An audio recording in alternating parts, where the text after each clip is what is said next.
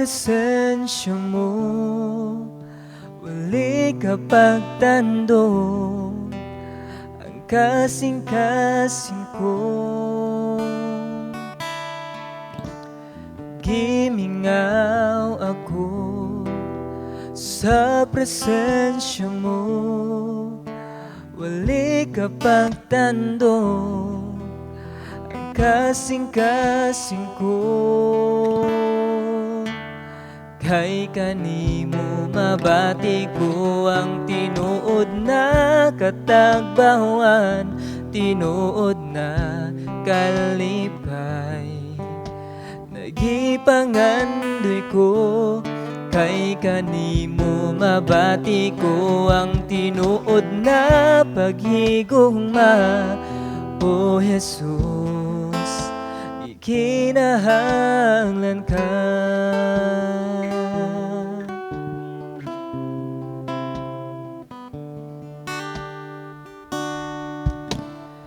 Gimingaw ako sa presensya mo, wali ka pagtandog, ang kasing-kasing ko. Kay kanimo mabati ko ang tinuod na katagbawan, tinuod na kalipay. Nagipangandoy ko, kay kanimo mabati ko ang tinuod na paghigugma. O Jesus, ikinahanglan ka.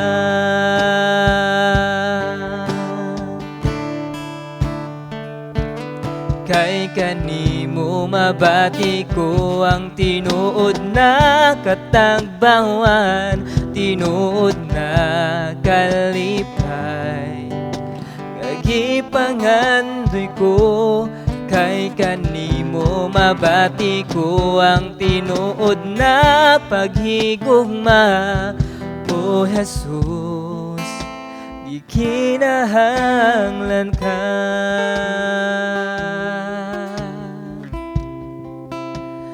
Ikinahanglan ka.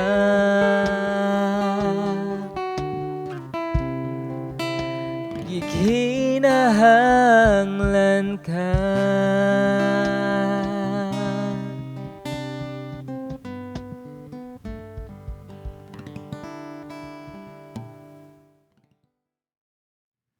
Mayang adlaw sa tanan. Ako nagalaom ug nagaampo nga asa man mo karon gibutang sa Ginoo na amo sa maayo nga kahimtang ug walay dako kayo nga kalipay nga anaata diha sa Ginoo. Aduna tay kasiguraduan. So sa atong pagpadayon, magampo una kita. Magampo ta Ginoo, salamat nini nga panahon nga imong gihatag. Salamat o Dios nga panahon na ikaw naga atiman sa imong mga kaanakan o Dios. Bisan pa nini nga panahon, sa katapusan nga panahon o Dios, wala ka nagkulang, anaa ka, nag-uban amahan. Bisan pa karon nga oras, takna o Dios, magatuon kami sa imong nga pulong, lamdagi ang matag usa ka kasing-kasing ang gunahuna dihin amo akining masabtan ug labaw sa tanan among maaplikar Ginoo, inubanan sa imong grasya ug tabang Ginoo sa mga Kristohanon nga pagkinabuhi pagsunod diha kanimo o Dios. Dalaygon ka sa walay katapusan, takos kang pasalamatan sa ngalan ni Jesus. Amen og amen. Now, aduna kita bag-o nga series kini sa bulan sa Agosto. Og atong pag-isgutan karon is about sa Bible, scriptures, about sa pulong sa Ginoo. So now karon nga una nga Domingo atong pag-isgutan ang kaning inspiration ug ang authority sa Biblia. Batuna na ato sa tan-awon kung unsa man ang purpose, unsa man nag-serve og purpose ani atong hibaw-an nga kaning Bible is inspired ni siya, pulong sa Dios og naay dako kayo nga authority. Og tungod niya na ato ang tan-awon diri ug mao na atong pag sutaon karon. Ato ang passage makita diha sa ikaduha nga Timoteo 3:14 hangtod sa 17, in which mao ang usa sa mga nindot nga mga passage nga nag-describe sa Biblia kung unsa jud ang pulong sa Ginoo. So na akong pagbasahon ikaduha nga Timoteo 3:14 hangtod sa 17. Apan ikaw si Timoteo gisultian ning Pablo. Apan ikaw pabilin diha sa mga kamatuoran nga gitudlo ko kanimo o gugot mong gituuhan kay nakaila ka man sa nagtudlo kanimo niini. Nasayod ka nga sukad pa sa imong pagkabata, nagbasa ka na sa balaang kasulatan. Kini maoy nakahatag kanimog kaalam og naghatod kanimo ngadto sa kaluwasan pinaagi sa pagtuo kang Kristo Jesus. Ang tibuok kasulatan gisulat tibuok gisulat uban sa lamdag gikan sa Dios og mapuslanon alang sa pagtudlo sa kamatuoran, sa pagbadlong, sa pagsaway ug sa pagtudlo unsaon pagkinabuhi nga matarong. Sa ingon ang nag-alagad sa Dios masangkap pag-ayo ug maandam sa tanang maayong buhat. Ang Dios nagpanalangin ng daan sa iyang mga pulong. Usa ka maayo nga word or pulong nga atong i-describe sa Biblia is kaning gitawag natong unique. So now ang according sa dictionary ang kaning unique kay daghan siya og pwede nato nga mahatag og nga description. So una pwede nato matawag nga only one. Unique ni siya kay naginusara na gid siya. In which mao atong makita sa Biblia nga naginusara na jud siya bisan unsa nga i-compare nato nga libro. Ikaduha kay better than others. Mas maayo siya kaysa uban. Walay lain nga pinakanindot at pinakaayo nga libro sa tibuok kalibutan gawas sa Biblia. Og ikatulo nga tungod kay unique siya, tungod kay unusual siya. So lahi ang iyang pagkasulat, lahi ang gitawag natog inspired og kaning authority sa maong nga libro nga pulong sa Dios kumpara ngadto sa uban nga mga libro. Mo na nindot kaayo usa sa mga pulong nga atong pwede ma-describe sa Biblia is kaning word nga pulong nga unique. Og usa lang ni siya sa mga pulong sa mga libro sa tibuok kalibutan nga ni-exist in which ingon kita mga Kristohanon nga nagtuo sa Ginoo dako kayo nga grasya para kanato kumpara sa una nga panahon nga kumpleto na ang Biblia nga atong mabasa unsa man sulod niini atong maaplikar sa atong Kristohanon nga kinabuhi. Tungod kay atong hibaluan ang Biblia nahisulat siya kinatibuk-an sa 1,500 years. So kana nga katuigan dira ang span sa Biblia ug aduna siya 40 ka nagklase-klase nga mga magsusulat, mga authors. Ato makita na ay mga hari, na ay mga military leaders, na ay mga normal lang mga tao, na ay mga philosopher, na ay mga mangingisda, na ay tax collector, na ay mga mambabalak, mga poets, na ay mga musician, na ay mga scholars, ug nasa mga shepherds, bantay lang sa karnero. Ina na ang pagka-unique sa Biblia.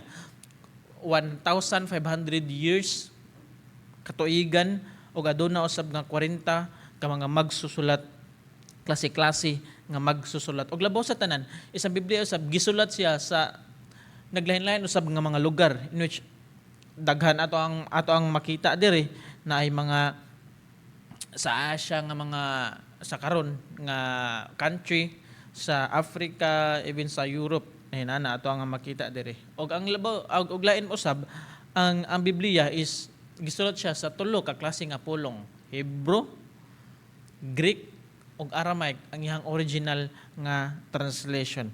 Og dili lang kay kana kundi bisan nagklase-klase pa nga author, nagklase-klase pa nga lugar, nagklase-klase pa nga bisan unsa atong masayran nga gi-address dire ang pangalisod nga mga issue sa kinabuhi sa tawo nga wala nagkontradict sa bisan unsa. Okay? Wala siya nagkasumpaki. Mao na tungod kay nagklase-klase usab iyang paagi sa pagsulat na ay poetry, na historical, na ay narrative lang, na ay balaod, no? Pentateuch una atong makita, na ay biography, na ay kaning parable, na ay prophecy. Og nindot kayo ni ato nga sayran tungod kay mao na ang tinuod nga pulong sa Dios o ang pinaka-importante sa tanan is nag-reveal siya kung kinsa ang Ginoo. Nga Ginoo mismo mo'y nag-inspired ni ana nga pulong, nga nag-inspired ni ana nga libro nga gitawag nato og Biblia. Og adunay tungod kay ang Ginoo man adunay dako usab nga authority. natong makita gi-reveal sa Ginoo mismo, in which mao ang main character sa Biblia si Ginoong Kristo. Walay lain nga main character nato nga makita dire kundili God the Father, God the Son, and God the Holy Spirit. Tinuod nga unique ang Biblia ug ato nga sayran ug dili ni siya accidental nga iyang pagka-unique nga nagkasiklase nga lugar, panahon, pinulungan, magsusulat. Aduna usab kani purpose. Ato ang makita diri nga God's breath ni siya, pinaagi sa mga klaseng mga tao nga gigamit sa Ginoo. Og usa sa mga nindot nga ilustrasyon nga akong mahatag is ang kining Biblia isama, ang kaning magsusulat sa Biblia isama sila sa naglayag nga sakayan. Okay, naglayag nga sakayan, nag-anod or naglayag siya. So ang magsusulat is mao ang nagdala sa layag or nagdala sa sakyanan. Apan, ang Ginoo may nag-provide sa hangin. So, ang maglalayag, siya ang magbuot kung saan niya pagpaagi sa iyang, kung asa siya paingon, narrative, historical, na mga poetic. Pero usa sa mga source, dili siya makasulat og narrative, historical, or bisan unsa nga pwede niya sulat. Kung wala ang hangin, dili siya makadagan. Okay, kung wala ang gi-provide sa Ginoo. So adunay purposeful ang maong kana nga panghitabo ug dako kayo na nga reminder nato sa matag usa nga ang Bible dili lang kay siya tagya-tagya lang nga gibuhat-buhat lang sa tao kundi giubanan, inspired sa Ginoo, sa balaang Espiritu Santo. So now atong nasayran og nasabtan nga ang pulong sa Ginoo, inspired siya ni Ginoong Jesucristo ug aduna siya ultimate nga authority sa matagusan nato ko kinabuhi kung kana atong i-apply. So ang pangutana, unsa man na atong akong balikon, unsa man ang purpose niini? Unsa man ang purpose nga atong makita? Unsa man ang purpose niini diha nimo og nako? So now adunay tulo ka butang nga atong pagatan-awon diri nga purpose sa pulong sa Ginoo, purpose sa Bible. So una, nag-serve siya iyang purpose ingon nga revelation in which daghan og mga gi-reveal sa Ginoo ato nang pagatan-awon unsa mga gi-reveal sa Ginoo. Ikaduha, nag-serve siya og purpose ingon nga redemption. In which atong nasayran ikaw ug ako walay tsansa nga mabalik diha sa Ginoo apan pinaagi niini gisulat ang istorya, pinakanindot nga istorya sa kinabuhi nga ma-redeem ta. Ikatulo, nag-serve siya og purpose sa kaniyang gitawag na to reinforcement. Ikaw ug ako huyang. Og ingno nato wala tay standard. Wala tay dili nato makaya nga kita lang. Mo nang makita nato kung unsa gihatagan og emphasis diri sa Biblia ang mga butang. Og ato ra nang pagatan-awon unya. So balik ta sa una. Nag-serve siya og naghatag siya og revelation, nag-reveal ang pulong sa Ginoo, ang Biblia, nag-reveal. So una nga butang, ato na mabasa sa bersikulo 14 ug 15, apan ikaw pabilin diha sa kamatuoran nga gitudlo ko kanimo ug hugot mong gituohan kay nakaila ka man sa nagtudlo kanimo niini.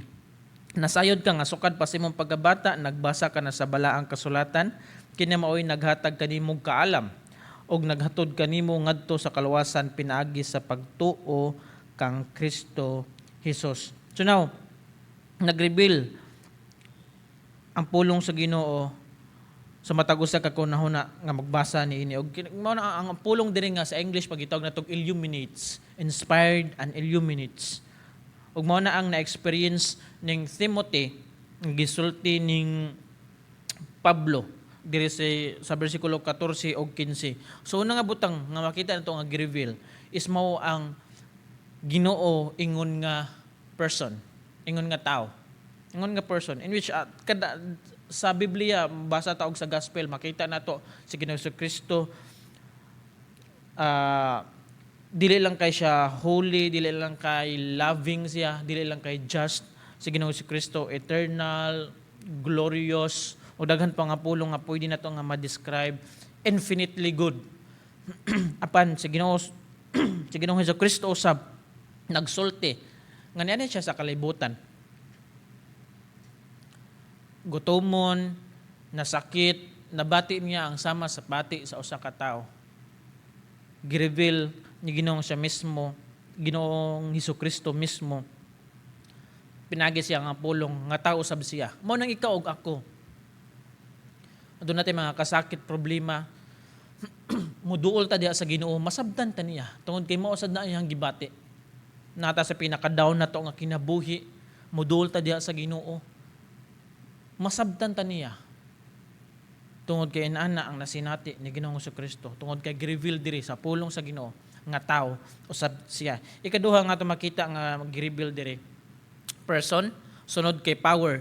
In which daghan ang mga storya sa Biblia nga dili na to matagsa-tagsa nga gi-reveal sa Ginoo ang iyang pagkagamhanan, iyang nga power. Sukad pa sa Old Testament daghan mga milagro na sinati sa mga propeta ug mga judges o mga hari sa panahon ni Moses, ingon man diri sa New Testament nag-ayo sa Ginoong Hesukristo, nag-rebuke tanan klase nga mga milagro nga nadayag, na reveal ang gahom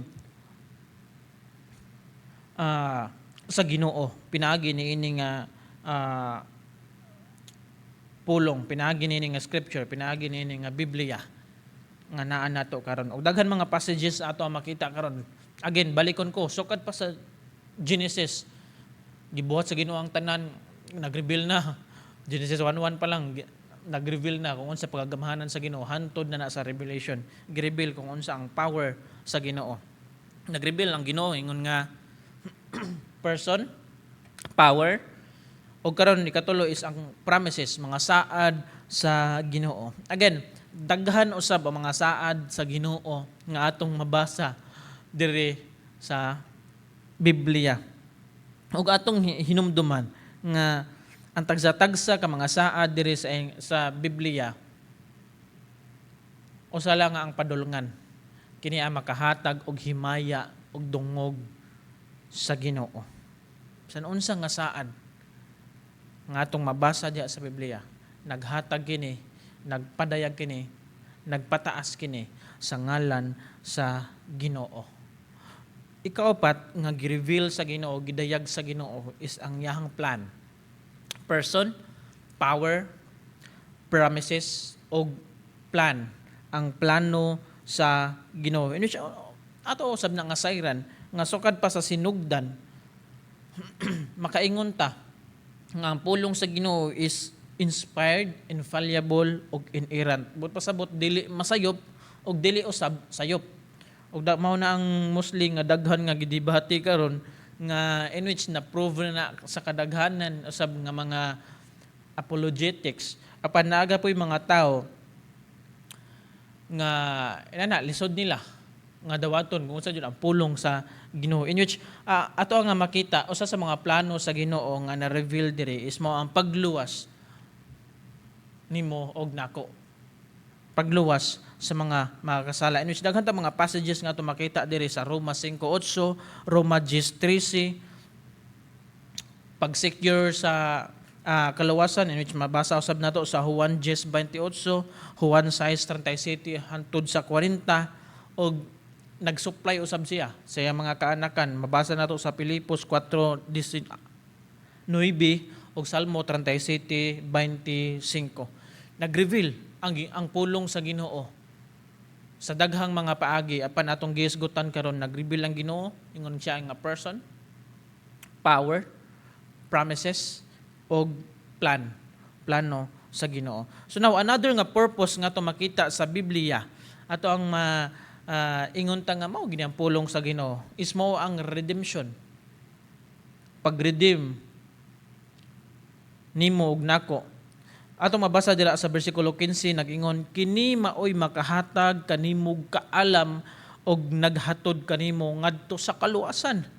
Kaalam og kaluwasan pinaagi sa pagtuo kang Kristo Jesus. Naghatod kanimo ngadto sa kaluwasan. Kung ikaw ug ako nga motuo, mobasa sa pulong sa Ginoo, hatag na tong kaalam nga makabalota nga aduna di ay tao, aduna di ay Ginoo mao si Ginoong Kristo nga may pagkamatay babaw sa krus, nindot nga storya sa gugma sa kaluwasan. Og nagdemonstrate ninyo, ato makita diri, nagdemonstrate siya, nagdemonstrate ang pulong sa Ginoo. So naadto na usab nga upat nga gidemonstrate diri.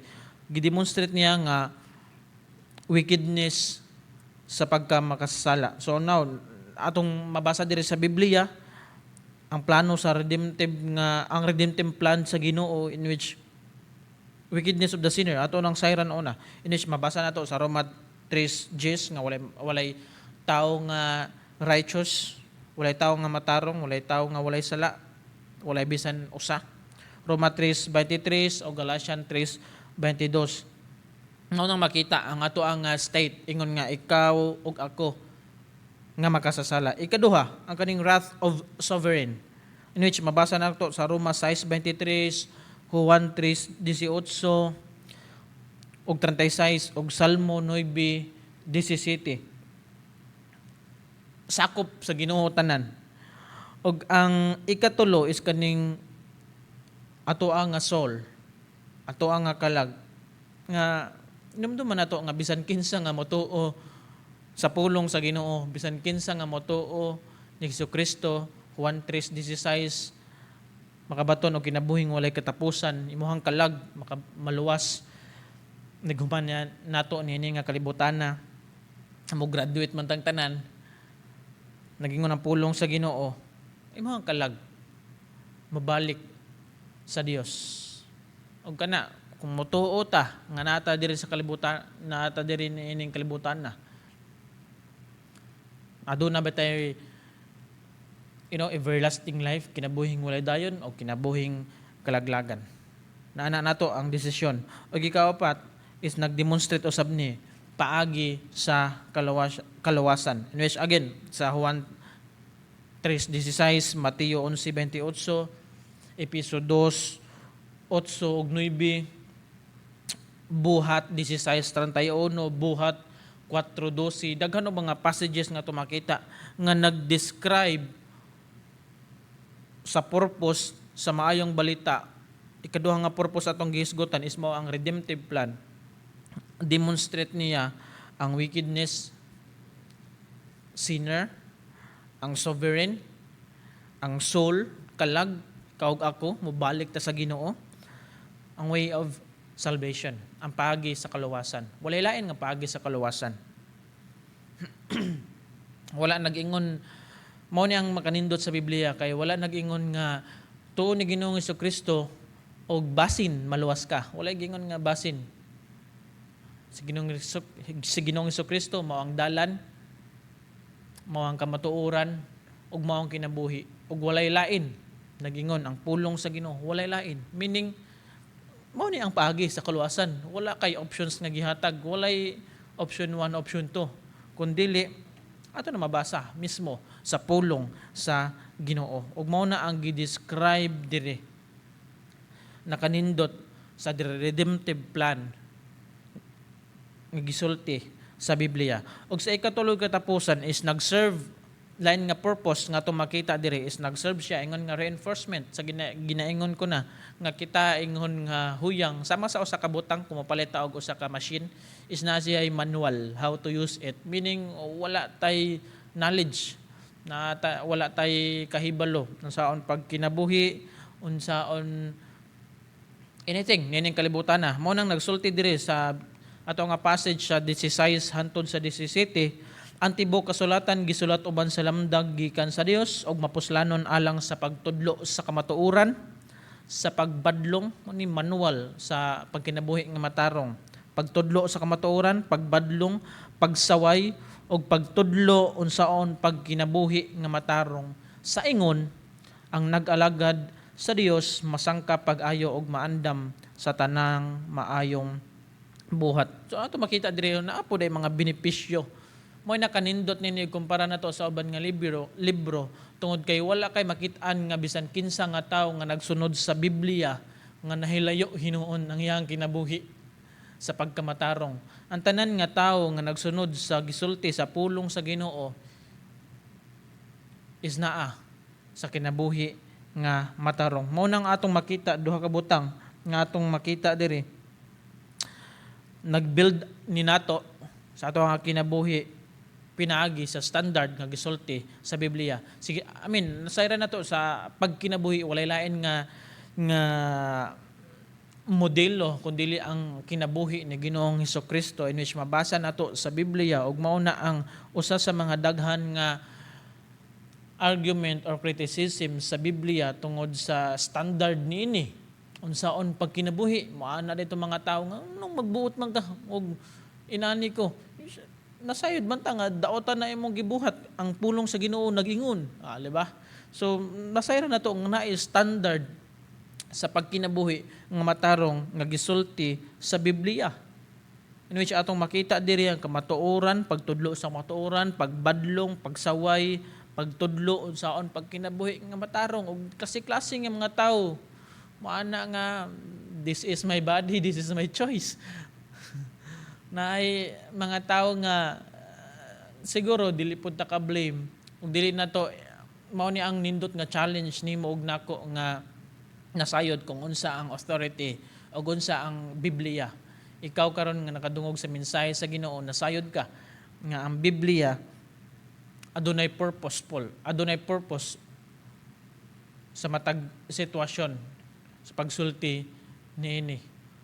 Og again, ang challenge na to, dili ingon nga atong i-condemn ang mga tao nga dili motuo, nga nagpadayon sa kinabuhi, sa kalaglagan.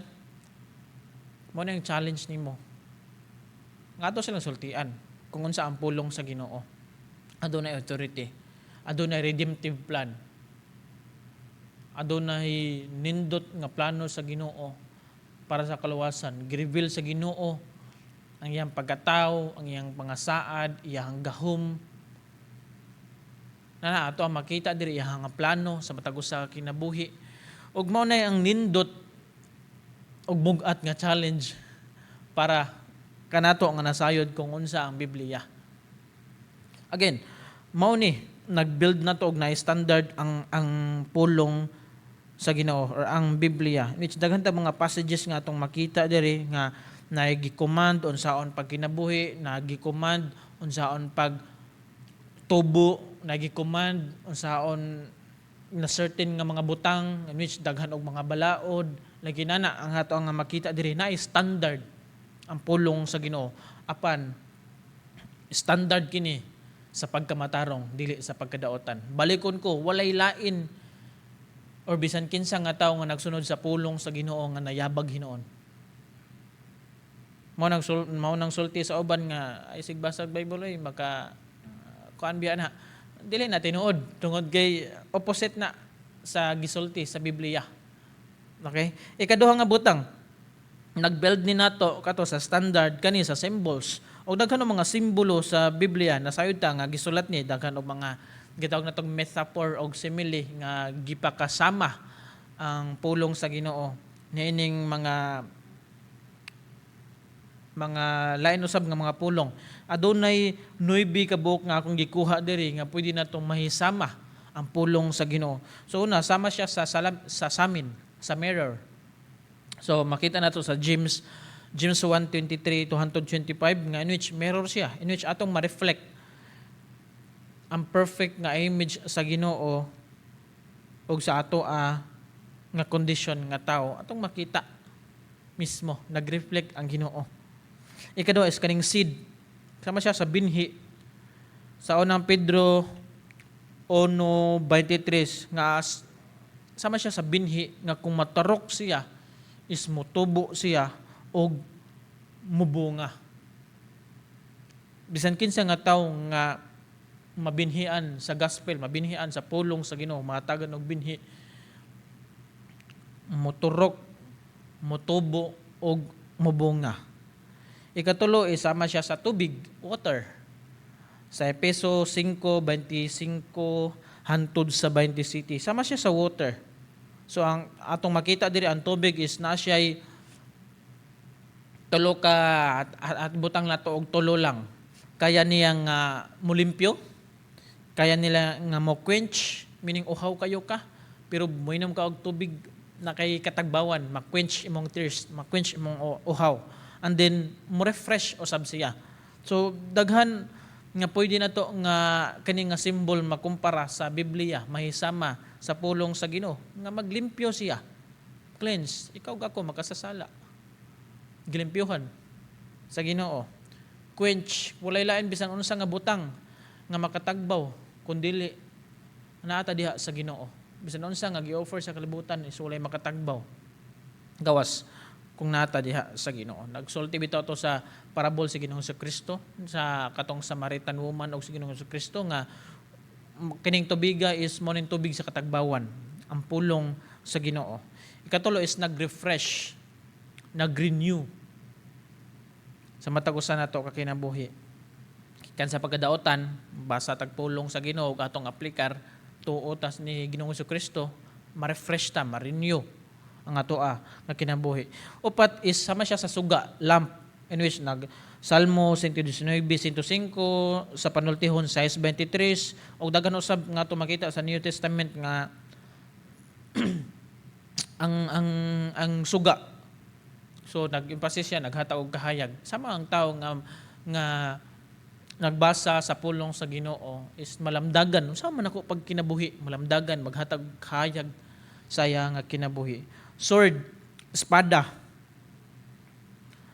So mao ni ang ginaingon diri nga sa Hebreohanon 4:12 ug Efeso 6:17 nga duhay sulab, two-edged sword nga kaya nga mo penetrate sa kapugukan o kasing-kasing.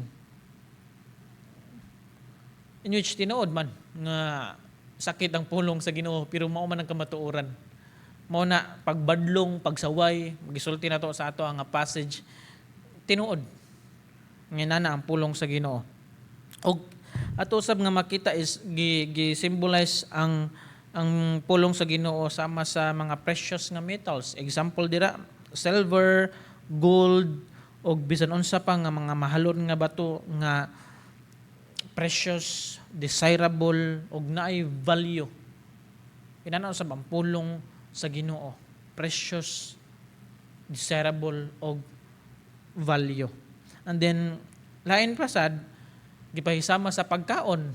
Nagsulti ang pulong sa Ginoo nga ang tao dili mabuhi sa tinapay lamang kundi sa matag pulong magagula diha sa baba sa Dios. And then na-emphasis diya sa unang Pedro 2:2 sama siya sa milk nga inarish ang young, ang bata. Sa Hebreohanon 5:12 hangtod sa 14 sama siya sa meat, sama siya sa karni para sa mga mature. And then sa Juan 6:51 sama siya sa pan, bread. Nga mag-nourish siya, maghatag siya kabusganan sa tanan. And then sa Salmo 19:10 isama siya sa honey, sama siya sa dugos nga sweet o naghata og provide sa journey. Ano mao ni ang mga sa unang nga panahon is mo ni ilang mostly nga bitbiton nga mga pika-pika ba, mga snacks sa ilaha nga mga lakaw. Na sila gatas, na sila karne, na sila pan, na sila kaning dugos. And mao sa ang gi-emphasis sa Biblia in which og atong tan-awon diri kinahanglan ni siya adlaw-adlaw.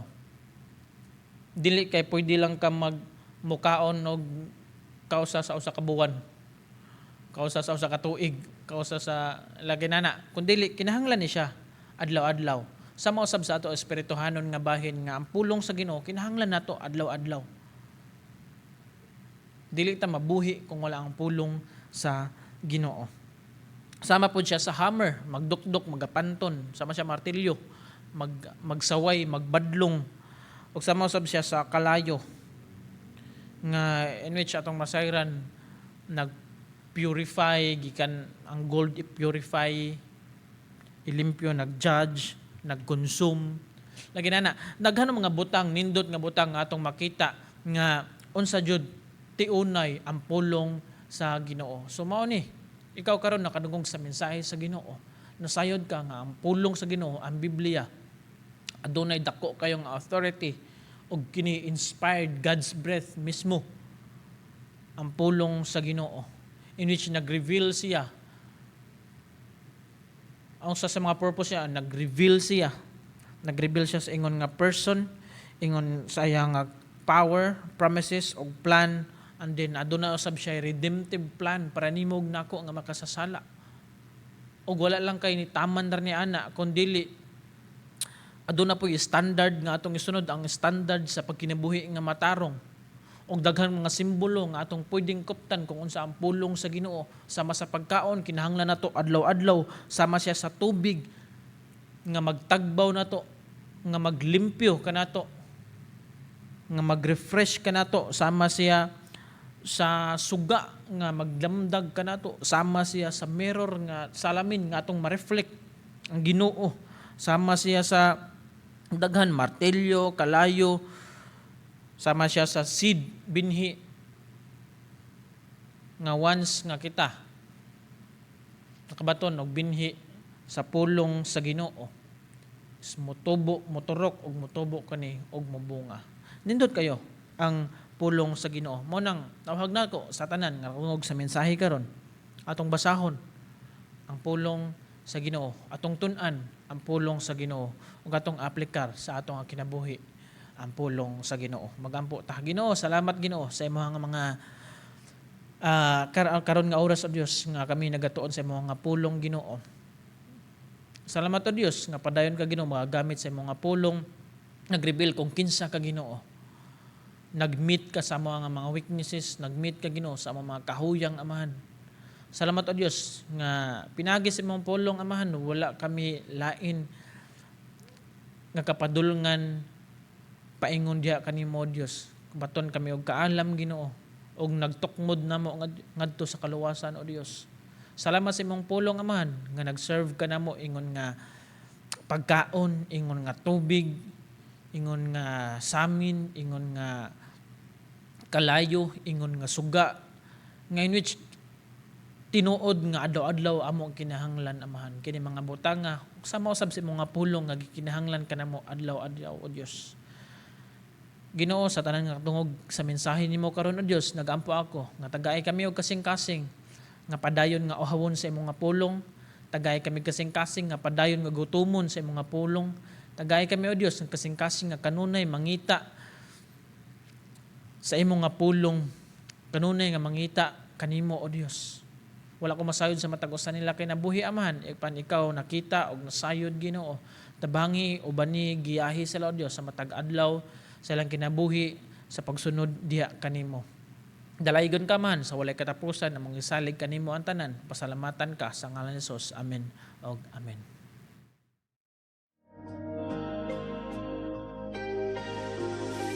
We invite everyone to be a part of our regular Bible study groups. Speak with our pastors or church leaders to learn how you can get connected. Don't miss our adult Sunday school every third Sunday of the month from 1 p.m. to 2:30 p.m. Our topic for 2026 is Christian ethics, led by Reverend Daniel Wong.